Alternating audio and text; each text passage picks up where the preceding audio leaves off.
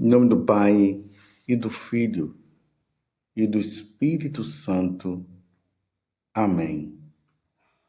Naquele tempo, João disse a Jesus: Mestre, vimos um homem expulsar demônios em teu nome, mas nós o proibimos porque ele não nos segue.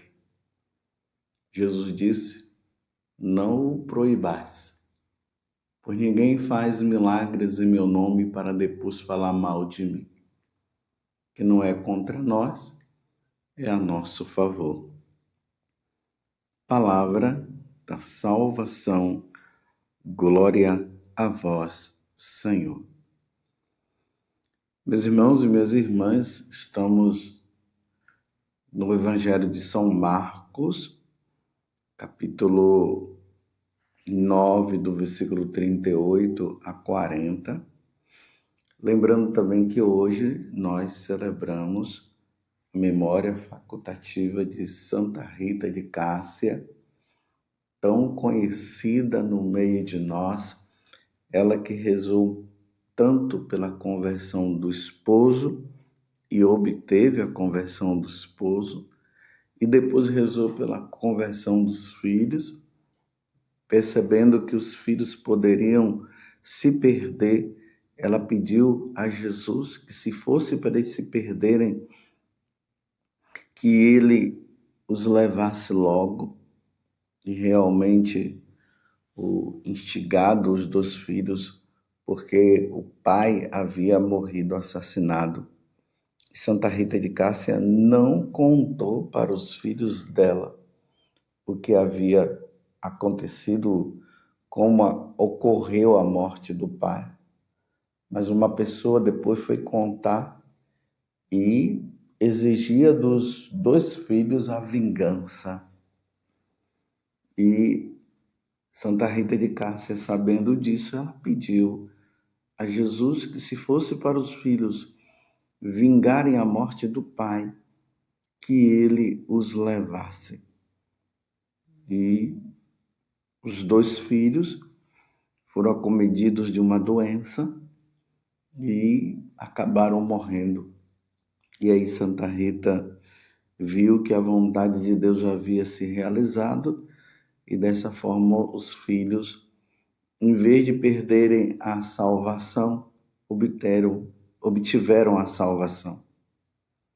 Depois desse fato, Santa Rita de Cássia acabou entrando na congregação, na ordem dos agostinianos, aonde terminou a vida dela. Então ela viveu esses dois estados de vida, o matrimônio e a vida religiosa. Rezemos então e peçamos a Santa Rita de Cássia que tenhamos também esse desejo no nosso coração de fidelidade, de santidade, esse desejo pelo céu, e rezarmos por todos aqueles que estão ao nosso redor e que ainda não conheceram o nosso Senhor Jesus Cristo. Santa Rita interceda por nós. Mas voltando ao evangelho de hoje, um evangelho meio assim emblemático. João, que impede uma pessoa de fazer milagres porque não andava com eles, ou seja, não fazia parte do grupo dos apóstolos. João ainda não tinha o pleno conhecimento das coisas. Ele estava ainda aprendendo, Jesus estava ensinando os apóstolos, porque os apóstolos seriam justamente aqueles que iriam ficar no lugar dele. Lembremos que nesses dias, celebrando Pentecostes, Jesus havia dito justamente para eles que muitas coisas eles ainda não sabiam, mas quando o Espírito Santo viesse, iria revelar, mostrar, para que eles pudessem compreender melhor as coisas e assim poder ensinar. Então, João, ele toma essa atitude e Jesus o repreende, dizendo: não os proibais, pois ninguém faz milagres em meu nome para depois falar mal de mim. Então, não é porque eles não estavam, esse homem não fazia parte do grupo dos apóstolos, não significava que ele estaria fora também dos ensinamentos do Senhor. Era uma pessoa que não fazia parte do grupo dos apóstolos, mas ele era um seguidor de Jesus Cristo. Por isso que ele fez o milagre. E aqui tem uma coisa que é importante diante do que Jesus está dizendo: ninguém vai fazer milagres se não for por meio de nosso Senhor Jesus Cristo. Ninguém faz milagres se não for por meio de Jesus.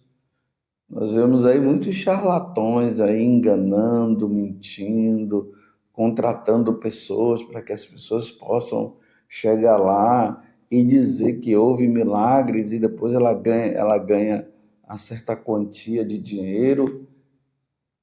Mas na Igreja Católica, graças a Deus, isso não acontece. Quantos milagres na Igreja Católica? O milagre da Eucaristia. O milagre que aconteceu lá em Guadalupe, com aquela pintura que apareceu naquela veste que chama tilma de Juan Diego, que aquela pintura, os cientistas estudando perceberam que no mundo, no reino mineral, vegetal, não se tem essa pintura que apareceu naquela tilma, naquela roupa daquele de Juan Diego. Apareceu ali Nossa Senhora de Guadalupe. O milagre da Eucaristia. Depois que o padre consagrou, realmente ali aconteceu do sangue, do vinho que já estava transubstanciado, mas que quando nós vemos vinho, mas naquele momento viu-se o próprio sangue de Jesus. Está lá o milagre de Lanciano, lá na Itália, corpo de Bernadette, incorrupto. Isso só acontece na Igreja Católica. Então é dentro da igreja. Mas é importante, meus irmãos, no dia de hoje, nós notarmos isso aqui, que Jesus, na sua autoridade divina, porque ele é Deus, a segunda pessoa da Santíssima Trindade, fala para João que ele não deveria ter feito aquilo. Porque quem não é contra nós é a nosso favor.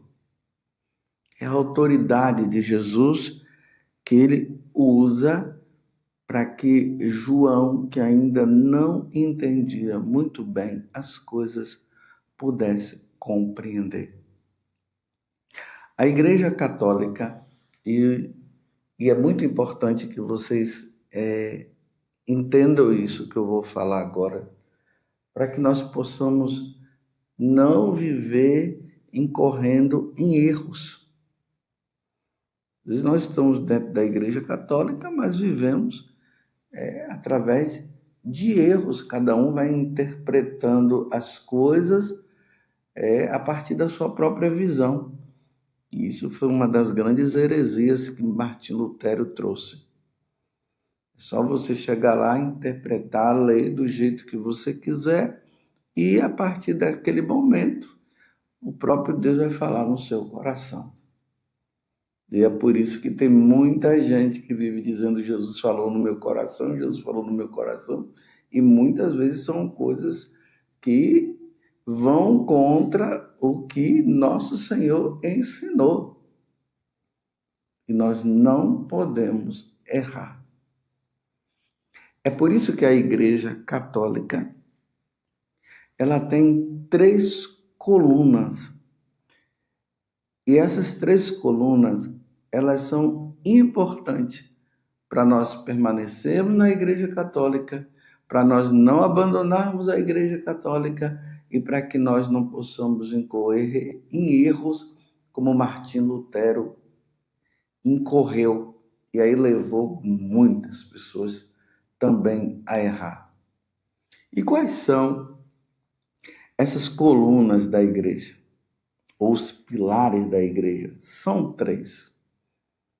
A Sagrada Escritura, a Sagrada Tradição e o Sagrado Magistério.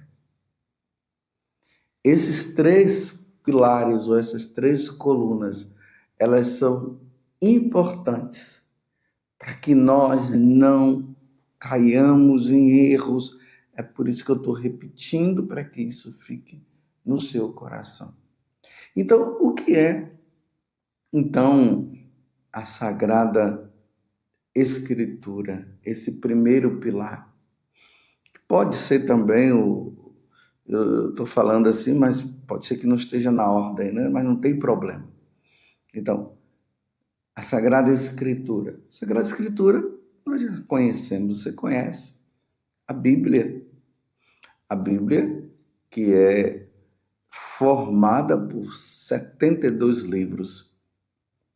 No Antigo Testamento são 46 e no Novo Testamento 26.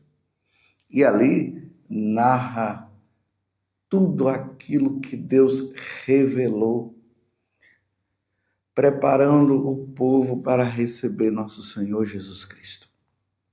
E aí nós temos no Antigo Testamento o livro do Gênesis, Êxodo, Levítico, os profetas, Isaías, Jeremias, Abacuque.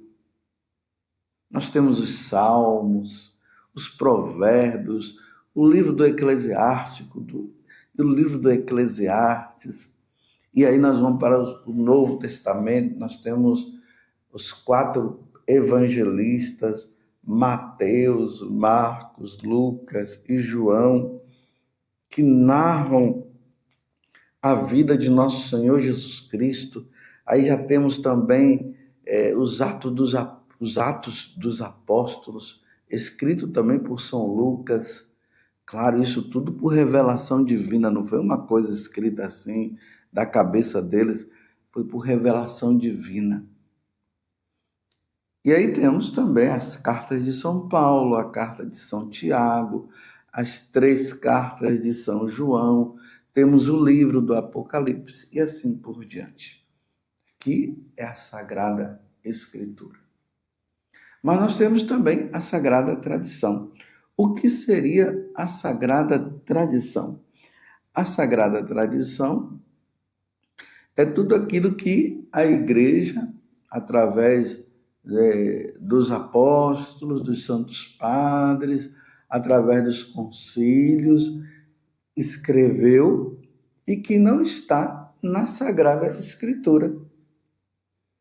Lembremos que o próprio João, Evangelho de São João, no capítulo 16, do versículo 12 até o 13, nos diz o seguinte: muitas coisas ainda tenho a dizer-vos, mas não as podeis suportar, ou melhor, não podeis entender agora. Quando vier o Paráclito, o Espírito da Verdade, ensinar-vos-á toda a verdade, porque não falará por si mesmo, mas dirá o que ouvi e anunciar-vos-á as coisas que virão. Você vê que Jesus está falando no futuro. Vocês irão entender ainda muitas coisas, mas é preciso que o Espírito Santo venha. E lembremos que Jesus disse que o Espírito Santo recordará tudo aquilo que o próprio Senhor ensinou. Então, a Sagrada Tradição ela, por meio do Espírito Santo, vai nos mostrando muitas coisas que não estão na Sagrada Escritura, mas que é revelação divina. Por exemplo, o creio que nós rezamos, os sacramentos, os 7 sacramentos, que não estão na Sagrada Escritura, os dogmas, por exemplo, que em relação a Nossa Senhora, que Nossa Senhora ela é virgem antes do parto, no parto e depois do parto. Não está na Sagrada Escritura, mas a tradição, a Sagrada Tradição, ou seja, por via oral, isso veio trazendo por meio de nós. Os concílios foram mostrando que essa é a verdade. Por exemplo, a verdade da presença de Jesus na Eucaristia. Jesus está presente na transubstanciação, quando o sacerdote ali celebra a missa e fala aquelas palavras: isto é meu corpo, isto é meu sangue. Porque Jesus falou na última ceia que eles deveriam fazer, ele disse: fazer isso em memória de mim. E nós cremos. Já os protestantes não acreditam. Mas nós cremos porque isso é revelação divina e até mesmo está na Sagrada Escritura. Tradição que nos ensina. E também, por fim, o terceiro, o Sagrado Magistério da Igreja, ou seja, o Papa, junto com os bispos, eles dão a legítima interpretação para nós do que está escrito tanto na Sagrada Escritura como na Sagrada Tradição. É interessante que São Pedro, ele vai dizer o seguinte, que existem palavras que estão na Sagrada Escritura que são de difícil interpretação. Por isso que nós temos o magistério, o Papa junto com os bispos, que através da iluminação que o Espírito Santo dá, interpreta e não cai em erro. Tudo aquilo que está em relação à moral e à fé, o Sagrado Magistério porque nos ensina, eles não erram. Pode acontecer de algum bispo, até mesmo o Papa, falar alguma coisa pessoal. Mas quando ele fala de forma pessoal, ele não está falando em nome da igreja. Por isso que os bispos, o Papa, até mesmo nós sacerdotes, nós precisamos ter muito cuidado com aquilo que nós falamos ou ensinamos. Porque é preciso que esteja de acordo com a Sagrada Tradição e a Sagrada Escritura. Porque pode incorrer, quando é pessoal, em grandes erros. Por isso que Jesus fala que aqueles que ensinam errado irão ter que prestar contas por ter ensinado errado. Essa é uma das grandes preocupações que eu, como sacerdote, eu tenho. Eu que ensino, porque o sacerdote é aquele que ensina. E eu não posso ensinar nada mais do que está na tradição da igreja. Eu não posso ensinar nada mais do que o que está na Sagrada Escritura. E que o magistério da igreja nos ensinou através dos santos padres e tudo. A preocupação que eu tenho, eu não posso ensinar errado. De maneira nenhuma. Por isso, o estudo é necessário. Hoje, principalmente nos tempos que nós estamos vivendo. Quer nós, sacerdotes, como também o povo de Deus, precisa ter ali o catecismo da igreja nas mãos. Catecismo da Igreja Católica, a Sagrada Escritura, os ensinamentos dos Santos Padres, para que nós não incorramos em erros. Então, João, ele estava ainda aprendendo, e Jesus faz a devida correção. E na Igreja Católica nós temos aí o magistério, que vai nos ensinar, vai nos mostrar o caminho que nós devemos seguir para que nós não erramos. Que Deus nos ajude e nos ilumine nos tempos de hoje e que nós estejamos alicerçados na fé católica. E essa fé católica baseada nesses 3 pilares: a Sagrada Tradição, a Sagrada Escritura e o Sagrado Magistério. Louvado seja nosso Senhor Jesus Cristo, para sempre seja louvado, e a sua mãe, Maria Santíssima, e desça sobre você a bênção de Deus Todo-Poderoso, Pai, Filho e Espírito Santo. Amém.